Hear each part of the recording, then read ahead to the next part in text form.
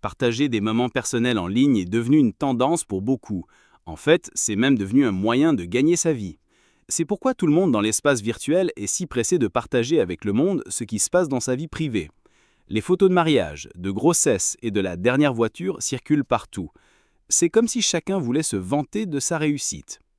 Cela ne se produit pas seulement dans l'espace virtuel. Les gens le font aussi dans la vie réelle.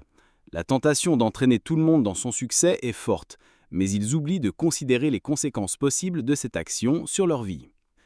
Soyez prudents. Dieu vous avertit de garder le silence lorsqu'il vous bénit, car tout le monde ne vous veut pas du bien. Avant de continuer, n'hésitez pas à vous abonner à cette chaîne si ce n'est pas déjà fait. De nos jours, beaucoup de gens ressentent un fort besoin d'être plus visibles en ligne. Avec la façon dont le monde évolue, tout le monde a une présence sur Internet. Il y a cette croyance qu'être plus actif en ligne vous rend plus populaire. Cela pousse les gens à partager énormément sur leur vie pour obtenir plus de j'aime et d'abonnés. Mais vous devez réaliser que lorsque vous mettez toute votre vie en ligne, vous donnez aux autres un grand contrôle sur votre vie personnelle. Votre vie privée devient vulnérable et les gens peuvent commencer à regarder votre vie de très près. Bien qu'il soit bon de se connecter avec les autres en ligne, certaines choses vous concernant, en particulier vos réussites, ne devraient pas être rendues publiques. Avoir des bonnes intentions, c'est formidable, mais ce n'est pas toujours suffisant. Oui, vous pourriez partager vos victoires pour que les gens puissent célébrer avec vous, mais il y a plus que ça. Le surpartage peut vous mettre en danger, non seulement physiquement, mais à tous les niveaux. Ce qui peut sembler être un partage innocent pourrait, sans le savoir, attirer des ennuis dans votre vie. Si vous n'y croyez pas, considérez cet exemple. Rappelez-vous l'histoire du roi Hérode et de la naissance de Jésus. Les rois mages sont venus de l'Orient, suivant une étoile brillante qui, selon eux, signalait la naissance d'un roi important. Ils sont arrivés à Jérusalem et ont demandé où se trouvait le roi des Juifs nouveau-né. Cette nouvelle a troublé le roi Hérode, qui régnait déjà sur la Judée. Hérode a convoqué les grands prêtres et les scribes pour savoir où le Messie devait naître. Ils l'ont informé que les prophéties désignaient Bethléem. Hérode a alors rencontré secrètement les rois mages, les exhortant à trouver l'enfant et à lui faire un rapport. Il prétendait vouloir lui aussi adorer le roi nouveau-né. L'étoile a guidé les rois mages jusqu'à l'endroit où se trouvaient Marie, Joseph et le bébé Jésus à Bethléem. Ils ont offert des présents, de l'or, de l'encens et de la myrrhe. Cependant, ils ont été avertis en songe des vraies intentions d'Hérode. Les rois mages ont choisi de ne pas retourner voir Hérode et sont rentrés chez eux par un autre chemin. Quand Hérode a découvert que les rois mages ne s'étaient pas présentés, il est devenu furieux et a ordonné le massacre de tous les enfants de sexe masculin à Bethléem âgés de moins de 2 ans.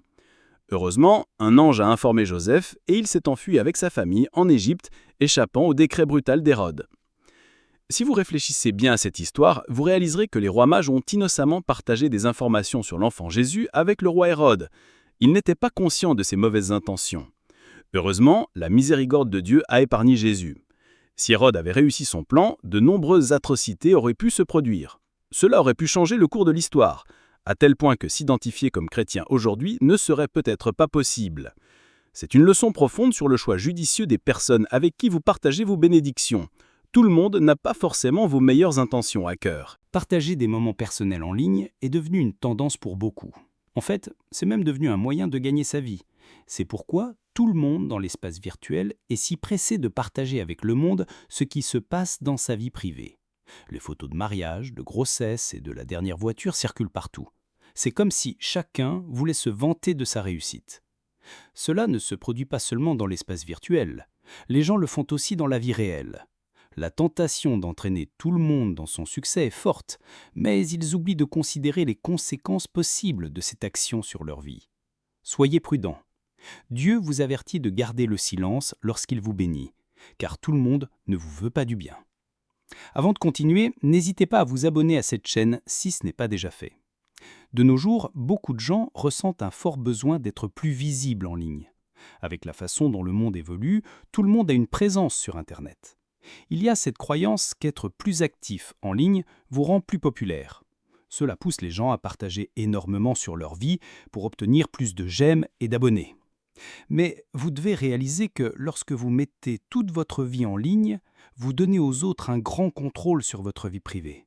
Votre vie privée devient vulnérable et les gens peuvent commencer à regarder votre vie de très près. Bien qu'il soit bon de se connecter avec les autres en ligne, certaines choses concernant vous, en particulier vos réussites, ne devraient pas être rendues publiques. Avoir de bonnes intentions, c'est formidable, mais ce n'est pas toujours suffisant. Oui, vous pourriez partager vos victoires pour que les gens puissent célébrer avec vous, mais il y a plus que ça. Le surpartage peut vous mettre en danger, non seulement physiquement, mais à tous les niveaux. Ce qui peut sembler être un partage innocent pourrait, sans le savoir, attirer des ennuis dans votre vie. Si vous n'y croyez pas, considérez cet exemple. Rappelez-vous l'histoire du roi Hérode et de la naissance de Jésus. Les rois mages sont venus de l'Orient suivant une étoile brillante qui, selon eux, signalait la naissance d'un roi important. Ils sont arrivés à Jérusalem et ont demandé où se trouvait le roi des Juifs nouveau-né. Cette nouvelle a troublé le roi Hérode, qui régnait déjà sur la Judée. Hérode a convoqué les grands prêtres et les scribes pour savoir où le Messie devait être né. Ils l'ont informé que les prophéties désignaient Bethléem. Hérode a alors rencontré secrètement les rois mages, les exhortant à trouver l'enfant et à lui faire un rapport. Il prétendait vouloir lui aussi adorer le roi nouveau-né. L'étoile a guidé les rois mages jusqu'à l'endroit où se trouvaient Marie, Joseph et le bébé Jésus à Bethléem. Ils ont offert des présents, de l'or, de l'encens et de myrrhe. Cependant, ils ont été avertis en songe des véritables intentions d'Hérode. Les rois mages ont choisi de ne pas retourner voir Hérode et sont rentrés chez eux par un autre chemin. Quand Hérode a découvert que les rois mages ne s'étaient pas présentés, il est devenu furieux et a ordonné le massacre de tous les enfants de sexe masculin à Bethléem âgés de moins de 2 ans. Heureusement, un ange a informé Joseph et il s'est enfui avec sa famille en Égypte, échappant au décret brutal d'Hérode. Si vous réfléchissez bien à cette histoire, vous réaliserez que les rois mages ont innocemment partagé des informations sur l'enfant Jésus avec le roi Hérode. Ils n'étaient pas conscients de ses mauvaises intentions. Heureusement, la miséricorde de Dieu a épargné Jésus. Si Hérode avait réussi son plan, de nombreuses atrocités auraient pu se produire. Cela aurait pu changer le cours de l'histoire, à tel point que s'identifier comme chrétien, aujourd'hui, ne serait pas possible. C'est une leçon profonde sur le choix judicieux des personnes avec qui vous partagez vos bénédictions. Tout le monde n'a pas forcément vos meilleures intentions à cœur. Parlons du pouvoir de garder le silence. Rester silencieux ne signifie pas que vous êtes ignorant ou stupide. Cela montre que vous savez quoi dire, quand le dire et à qui le dire. C'est la sagesse en action. Le livre des Proverbes 17-28 le dit bien. Même le sot, quand il se tait, passe pour sage. Celui qui ferme ses lèvres est un homme intelligent. Choisir de rester silencieux n'est pas un signe de faiblesse, c'est plutôt une approche sage de la conversation. Cela implique de choisir le bon moment et de comprendre quand les mots sont vraiment nécessaires. Si personne ne vous interroge sur vos réussites et qu'il n'est pas essentiel d'en discuter, il est tout à fait acceptable de les garder pour vous. Cela ne signifie pas que vous ne devriez pas exprimer votre gratitude à Dieu quand il vous élève. Cela signifie que vous êtes attentif à qui vous partagez de telles informations. Au lieu de célébrer avec vous, certaines personnes peuvent nourrir de l'envie et chercher des moyens de vous faire tomber. Rester silencieux devient alors un mouvement stratégique, où vous parlez avec intention et impact. Dans un monde où les mots coulent à flot, embrasser le silence vous distingue. Cela démontre une maîtrise de soi et une compréhension de l'importance de vos mots. Alors, laissez le pouvoir du silence être votre guide, vous aidant à gérer les conversations avec sagesse et discernement. Il est important de reconnaître que tout le monde a des ennemis, pas nécessairement parce que vous avez fait quelque chose pour les offenser. Jésus, qui ne cherchait que le salut des hommes, a fait face à l'hostilité et même à la mort sans avoir commis aucun mal. Avoir des ennemis n'est peut-être pas le résultat de fautes personnelles, mais peut être dû à plusieurs autres raisons. Pensez-y. Si Jésus a rencontré de l'opposition, alors vous aussi, vous avez des ennemis. Certaines personnes peuvent ne pas vous apprécier simplement à cause de votre succès. Négliger la réalité que tout le monde ne vous veut pas du bien est une erreur. Le cœur humain peut être trompeur, et il y a des histoires de gens trahissant leurs amis pour un gain personnel. Imaginez avoir un ami qui, au lieu d'être heureux pour votre succès, devient envieux lorsque vous décrochez un emploi bien rémunéré ou achetez une belle voiture. Cela peut être difficile à gérer. Tout le monde n'est pas capable de célébrer sincèrement vos réussites, parfois parce qu'ils n'ont pas connu un tel succès eux-mêmes. Il est crucial d'être attentif aux personnes à qui vous choisissez de révéler vos accomplissements. Si quelqu'un minimise constamment l'importance de vos réussites ou parle négativement de vous dans votre dos, ce n'est peut-être pas la personne la plus appropriée avec qui partager vos succès. De même, si elles ont tendance à souligner vos faiblesses plutôt qu'à vous apporter leur soutien, il peut être sage de reconsidérer le partage de vos grandes réussites avec eux. De plus, restez prudent face à toute réaction négative rapide que vous recevez lorsque vous divulguez de bonnes nouvelles. Si le comportement de quelqu'un change soudainement après que vous lui ayez parlé de votre succès, il se pourrait qu'il ne soit pas à l'aise avec cela. Si vous recevez des critiques injustifiées au lieu de commentaires constructifs, cela montre qu'ils ne vous soutiennent pas vraiment. Écoutez l'Esprit de Dieu. Si vous vous sentez mal à l'aise ou si vous regrettez d'avoir partagé quelque chose avec une certaine personne, c'est un signe qu'il faut réfléchir à votre relation avec elle. Soyez prudent avec ceux qui font paraître vos objectifs impossibles. Dans vos relations avec les gens, vous devez comprendre qu'ils ont leurs défauts et ne sont pas parfaits. Contrairement à Dieu, les humains peuvent parfois utiliser des informations contre vous. Par conséquent, garder certaines choses privées est une décision intelligente, car si les autres ne connaissent pas certains détails, ils ne peuvent pas vous nuire avec cette connaissance. Bien que les amitiés soient importantes, on ne peut pas faire entièrement confiance à tout le monde. Dieu est l'exception, il ne vous trahira pas. L'idée est simple. Partager moins sur vous-même vous protège d'un mal potentiel. Il ne s'agit pas d'être méfiant, mais de comprendre la nature humaine. Certaines choses sont mieux gardées entre vous et Dieu, non pas par manque d'ouverture, mais pour vous protéger. Regardez l'histoire de Saül et David, par exemple. Saül était un grand roi, connu pour ses succès au combat. Cependant, lorsque David a courageusement affronté Goliath et a réussi, l'admiration du peuple s'est déplacée. 1 Samuel 18, versets 7 à 9 raconte « Et les femmes qui chantaient se répondaient les unes aux autres en disant « Saül a frappé ses 1000 et David ses 10 000 ». Saül fut très irrité et cette parole lui déplut. Il dit « On en donne 10 000 à David et c'est à moi que l'on donne les 1000. Il ne lui manque plus que la royauté. » Et Saül regarda David d'un mauvais œil, à partir de ce jour et dans la suite. Cette victoire que David a remportée a poussé le peuple à chanter ses louanges, ce qui a provoqué la colère du roi. Saül, qui aimait autrefois David, s'est senti menacé, ce qui a conduit à l'envie et à la jalousie. La jalousie de Saül n'est pas restée un simple sentiment, elle s'est transformée en action malveillante envers David. Il y a même eu un incident où Saül a tenté de lancer une lance sur lui. Malgré la loyauté et le succès de David, la jalousie de Saül a détruit leur relation. Cette histoire montre le pouvoir destructeur de l'envie et de la jalousie. Quand quelqu'un commence à réussir plus, l'envie peut pousser les autres à faire des choses qu'ils n'auraient jamais cru possibles. Pour éviter une telle négativité, il est sage d'être prudent quant au partage de vos bénédictions. Garder le silence sur votre succès peut aider à réduire la jalousie autour de vous et à maintenir des relations plus saines. Ce qui est plus dangereux, c'est que certains pourraient prétendre vous soutenir tout en complotant secrètement pour saper vos réalisations. Cela montre l'importance du discernement dans le choix des personnes avec qui partager vos succès ou vos secrets. Tout le monde n'est pas assez mature pour gérer votre prospérité. Certains peuvent menacer votre bien-être. Ainsi, lorsque vous construisez vos relations, sélectionnez soigneusement ceux avec qui vous pouvez partager vos victoires. Mais comment pouvez-vous discerner en qui avoir confiance comme ami ? Voici quelques moyens de le découvrir. Premièrement, vous appuyer sur la direction de l'Esprit de Dieu peut être un puissant outil de discernement. Si vous êtes chrétien et portez l'Esprit de Dieu en vous, il y a un certain niveau de malhonnêteté que les gens ne peuvent pas maintenir en interagissant avec vous. L'Esprit de Dieu peut révéler les véritables intentions des autres, rendant difficile la persistance de la tromperie. Vous pouvez le voir clairement à travers les Écritures.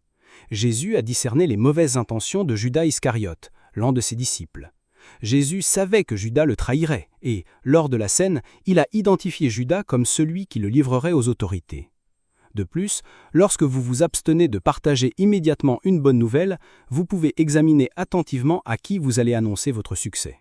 C'est crucial, car dans l'excitation du moment, vous pourriez tout dire à n'importe qui sans considérer leurs intentions ou leurs réactions. À la place, lorsque vous vivez un événement positif, exprimez votre gratitude à Dieu, mais résistez à l'envie de partager impulsivement avec tout le monde à cause de votre excitation. Cette approche assure que ceux qui célèbrent vraiment votre succès partagent votre joie. Les vrais amis seront enthousiastes par votre succès et partageront votre bonheur. D'un autre côté, les individus avec des arrière-pensées, comme la jalousie ou la compétitivité, auront du mal à cacher leurs frais sentiments. Réfléchissez à comment ils ont réagi à vos victoires passées. Au moment où vous percevez un signe subtil de jalousie, de ressentiment ou d'indifférence, vous ne devriez pas leur faire confiance. En observant attentivement, vous pouvez identifier ceux qui se soucient vraiment de vous et ceux qui ne le font pas. Les vrais amis ne s'expriment pas seulement verbalement, mais posent également des actions de soutien. Ils peuvent vous féliciter, vous poser des questions sur les détails et s'engager sincèrement dans vos expériences positives. Les vrais amis sont constants dans leurs réponses positives à vos succès. Il est essentiel de regarder de plus près votre cercle d'amis. Sont-ils des personnes qui aiment le Seigneur ? S'ils n'ont pas crainte de Dieu, alors ils peuvent céder aux mauvaises suggestions du diable. Mais si vous êtes dans la compagnie de personnes qui aiment sincèrement Dieu, il devient difficile que la jalousie prospère. Même s'ils ressentent une pointe d'envie, leur foi en Dieu les aide à surmonter de tels sentiments. Vos amitiés doivent être un espace sûr où vous n'avez pas peur de partager vos succès. Les vrais amis sont ceux qui prient avec vous.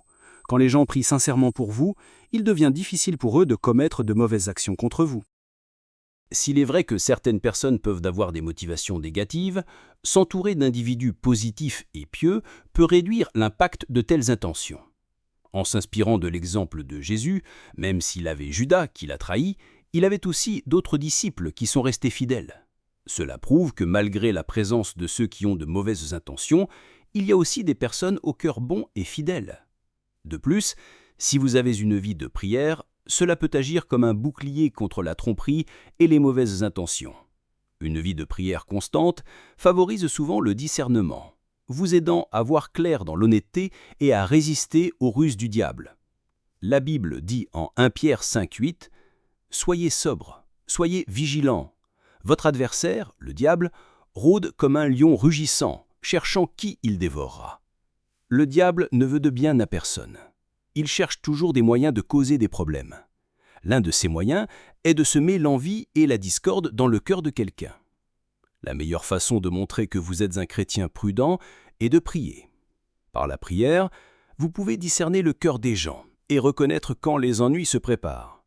Même si le diable veut créer un conflit, la prière peut vous donner la perspicacité pour contrecarrer ses plans nuisibles. Priez régulièrement et revêtez l'armure spirituelle de Dieu. Faites-en un mode de vie et voyez comment vous deviendrez alerte, sage et protégé contre les défis du diable. Au-delà du défi d'avoir des gens qui ne sont pas heureux de votre succès, il y a des cas où Dieu demande à des individus de se taire sur leur bénédiction. Pour les chrétiens, suivre les directives de Dieu est crucial, même lorsque ces instructions ne sont pas entièrement comprises. Dieu peut vous guider de manière particulière pour célébrer vos bénédictions. Il pourrait y avoir une tentation de faire la fête sans retenue. Cependant, Dieu peut vous demander d'exercer la modération dans vos actions. Cette directive est un test de votre obéissance à sa conduite, et il pourrait y avoir d'autres raisons qui ne vous sont pas révélées. Faire confiance à la sagesse de Dieu, suivre ses instructions même si elles ne semblent pas naturelles, montre une foi et une soumission profondes. Cela reconnaît que le plan de Dieu peut dépasser votre compréhension immédiate. De plus, lorsque vous adhérez à ses directives, vous vous alignez à son dessein pour votre vie. Prenez par exemple la Bible où Jésus guérit un homme sourd et muet. Après la guérison, Jésus ordonne strictement aux personnes qui ont assisté au miracle de ne pas répandre la nouvelle. De même, la transfiguration de Jésus est un événement extraordinaire où Jésus a été transfiguré devant Pierre, Jacques et Jean, sur une montagne. Moïse et Élie apparaissent également, et une voix venant d'un nuage lumineux dit « Celui-ci est mon fils bien-aimé, en qui j'ai mis toute mon affection. Écoutez-le. » Matthieu 17,9 rapporte les instructions de Jésus aux disciples. Comme ils descendaient de la montagne, Jésus leur donna cet ordre « Ne parlez à personne de ce que vous avez vu, jusqu'à ce que le Fils de l'homme soit ressuscité des morts. » Dans cette histoire, Jésus demande aux disciples de ne pas partager l'événement extraordinaire jusqu'à un événement futur spécifique, sa résurrection, ait eu lieu. Cela enseigne que Dieu peut donner un moment précis pour partager des moments spéciaux ou des bénédictions. Cela vous encourage à suivre le plan de Dieu et à attendre le bon moment et la bonne situation avant de révéler certaines choses. L'idée principale est de faire confiance au timing de Dieu et de suivre son plan plus grand lors du partage de moments importants ou de bénédictions divines. Lorsque Dieu donne l'instruction de garder le silence, il est essentiel de ne pas ignorer les avertissements de Dieu. Si vous avez partagé ouvertement toutes vos bénédictions avec tout le monde et que vous avez fait face à des défis à cause de l'envie, il n'est jamais trop tard de changer d'approche. Dieu a le pouvoir de vous délivrer de n'importe quelle situation. Tout ce que vous avez à faire est de le prier sincèrement et lui confiancement qu'il peut apporter un changement positif dans votre vie. Prions ensemble. Cher Père Céleste, je suis reconnaissant pour ta grâce et ton amour infini qui m'entoure. Merci de m'avoir envoyé ce message. C'est un rappel de ton amour et de ta direction. En réfléchissant au passé, je réalise que j'ai partagé mes succès ouvertement, sans fixer de limites appropriées. J'ai permis que ma vie privée soit trop accessible à tous. Si, dans mon ignorance, cela m'a causé des difficultés, je demande humblement ta miséricorde. Seigneur, je ne veux pas être enchaîné à cause de mon ignorance. Alors aide-moi. Accorde-moi le discernement pour reconnaître ceux qui me soutiennent vraiment et ceux qui peuvent nourrir de mauvaises intentions. Éloigne-moi des gens qui cherchent à me faire tomber et révèle tout agenda caché visant à me nuire. Que leurs plans se retournent en ma faveur, selon ton intervention divine. Envoie ceux qui tiendront mes mains dans la prière, de vrais compagnons qui célébreront mes victoires à mes côtés. Entoure-moi d'individus qui m'encourageront à devenir une meilleure version de moi-même et à approfondir mon amour pour toi. Seigneur, ouvre mes yeux aux signes que tu fournis gracieusement, m'indiquant ceux avec qui je devrais être prudent en partageant mes bénédictions. Aide-moi à discerner les relations qui ne s'alignent peut-être pas avec ton dessein pour ma vie. Conduis-moi vers des amitiés enracinées dans la foi, l'amour et le soutien mutuel. Enseigne-moi la vertu de la gratitude et insuffle-moi la sagesse de savoir quand rester silencieux et quand parler. Seigneur, aide-moi à maîtriser ma langue, permets-moi de ne dire que ce qui est nécessaire et de garder confidentiel ce que les autres n'ont pas besoin de savoir. Je viens devant toi avec confiance, sachant que la victoire m'est assurée en ton nom. Je crois en ton pouvoir de détruire tout plan maléfique que l'ennemi pourrait avoir pour envoyer des gens dans le but de gâcher ma joie. Je déclare que chaque stratagème, chaque complot et chaque plan du diable contre moi ne prospérera pas. Ta promesse de victoire est mon bouclier, et je reste ferme dans l'assurance qu'aucune arme forgée contre moi ne prévaudra. Seigneur, démantèle tout agenda maléfique conçu pour disrupter ma joie et ma paix. Que les efforts de l'ennemi soient vains, car je suis couvert par le manteau protecteur de ta grâce. Je revendique la victoire, qui m'appartient de droit en ton nom. Ta parole dit que je devrais chercher la sagesse si j'en avais besoin. Seigneur, je cherche ardemment la sagesse nécessaire pour filtrer mes paroles et m'assurer qu'elles s'alignent sur ta volonté et produisent des résultats positifs. Dans ta miséricorde et ta sagesse, guide-moi sur le chemin de la prudence, du discernement et de la gratitude. Que cette prière soit un pas vers une expression plus consciente et déterminée de ma vie, ancrée dans ta grâce divine. Au nom de Jésus, je prie. Amen. Si ce message vous a béni, n'hésitez pas à cliquer sur le bouton « J'aime ». N'oubliez pas de vous abonner à cette chaîne pour plus de messages remplis de l'esprit. À la prochaine vidéo.